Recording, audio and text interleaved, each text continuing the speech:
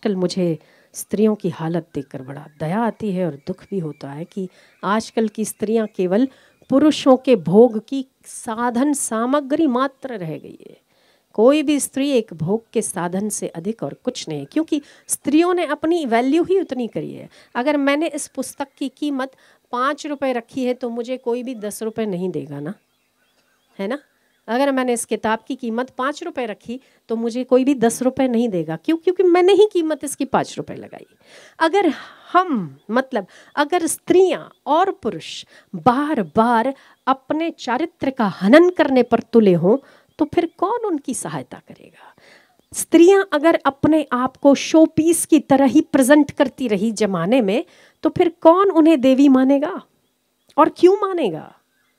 फिर तो हर व्यक्ति की नजर वहीं रहेगी ना कि कैसी लग रही है, मुझे देख रही है या नहीं। क्योंकि आपका मापदंड, हम स्पेशल स्त्रियों के लिए बात कर रहे हैं, आपका मापदंड आप ही ने ऐसा बना लिया है। अरे अगर किसी की नज़र ऐसी है तो आपकी नज़र ऐसी कड़ी होनी चाहिए कि उसको नानी याद आ जाए केवल आपकी नज़रों को देखने के बाद। ऐसा सामर्थ्य होना चाहिए।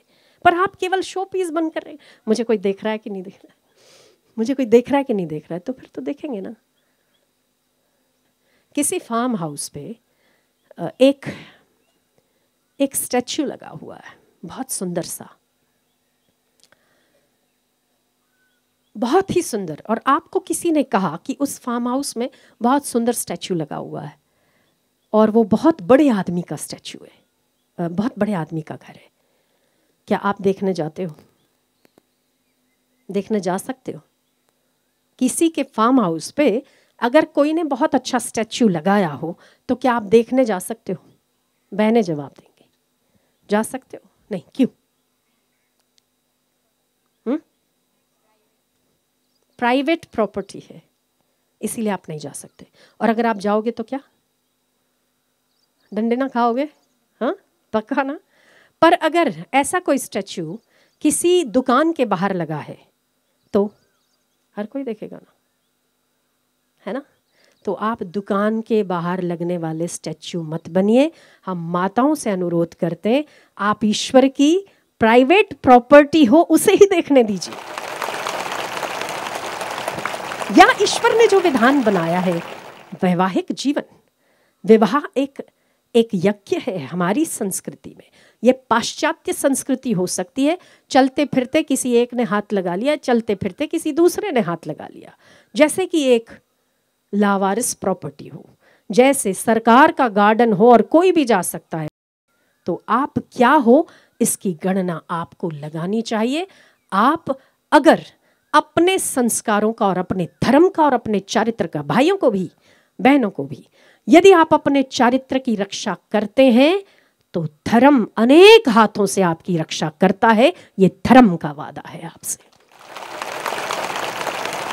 तो पुरुष हर जगह पर अपनी नजर ना फिसलाए। स्त्रियां केवल देखने और भोगने का साधन नहीं होती हैं।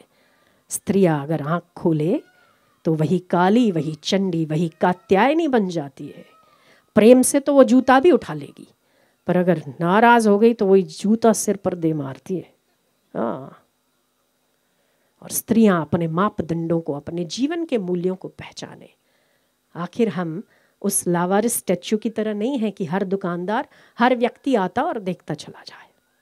आप अपनी गरिमा को पहचाने, और जिस दिन इस समाज में स्त्रियां अपनी गरिमा को पहचानेंगी उस दिन हमारा समाज सबसे श्रेष्ठ और उच्चतर होगा। ये भी पक्की बात है, 100 नहीं 1000।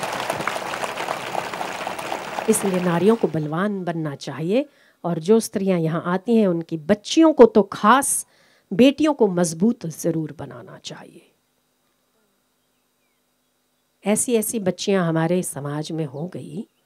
सुरसरी नाम की एक स्त्री थी, बड़ी सुंदर थी, और एक बार अपने पति के साथ जंगल में जाती है और पति फूल तोड़ने या कहीं और जाता है और पत्नी को कहता है कि तुम पानी की खोज में कहीं और जाओ। प्यास लग रही थी, वो पानी खोजते खोजते, थोड़ी दोपहर थी तो थक गई तो किसी पेड़ के नीचे बैठी, और वहाँ पर कोई शिकारी आता है और शिकारी ने उस लड़की को देखा। लड़की बड़ी सुंदर थी और वैसे ही पहली नज़र स्त्रियों को देखने की हर कामी पुरुष की कामना वाली ही होती है। जैसे ही शिकारी ने देखा सुरसरी को, उसकी नज़र उस पर थोड़ी कामुक पड़ गई और वो धीरे धीरे नज़दीक आने लगा। ये थोड़ी थकान मिटाने आंखें बंद करके बैठी थी। जैसे ही उसने आंखें खोली, उसने भांप लिया कि इस मनुष्य की आंखों में कामना है। और ये भगवान ने ईश्वर को छठी इंद्री दी है कि जिस भी पुरुष में नज़र यदि खराब है तो उसे ज़रूर पता चलता है। पुरुषों को पता चले या ना चले, स्त्रियों को ज़रूर पता चलता है। सही है, ठीक बात है। उसने, सुरसरी ने देखा टेढ़ी आंख से कि वो पुरुष आ रहा है और उसकी आंखों में कामना है। अब वहां पर वो थी अकेली और कुछ फलांग ही वो उससे दूरी पर था। उसने दुर्गा को याद किया और दुर्गा के सिंघनी को याद किया। जैसे ही दुर्गा को याद किया, उसमें अथाह बल आया, ऐसा बल आया, ऐसा बल आया, ऐसा बल आया कि मैं आपको क्या बताऊं।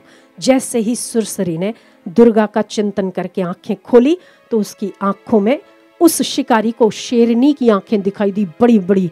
और इसने जैसे ही मुंह खोला, उसको लगा कि वो लड़की गुर्रा रही है, जो स्त्री बैठी थी वो गुर्रा रही है। वो जैसे ही आगे आया, वो 4 कदम 10 कदम उल्टे पांव पीछे गया और रिवर्स मारी। जैसे आप वो प्ले बटन में रिवर्स बटन नहीं दबाते, उसमें कंप्यूटर में आप चालू करते तो रिवर्स दबाते तो वो पीछे पीछे नहीं जाता, ठीक उसी प्रकार सुरसरी ने कहा कि ये क्या हो गया, क्या हो गया। तेरी माँ जगदम्बा ने तुझ में प्रवेश कर लिया, ये तेरी ताकत थी और वो तेरे में है। केवल हम भयभीत ना हो और केवल हम हर उस दुष्ट का स्वीकार ना करें तो हर नारी आज भी चंडी ही है, हर नारी आज भी काली ही है उनके लिए, और हर नारी वो दुर्गा है जो पालन भी करती है और संहार भी करती है। दोनों ही स्त्रियां, दोनों ही अधिकार ईश्वर ने भरपूर बराबर के एक स्त्री में दे रखे।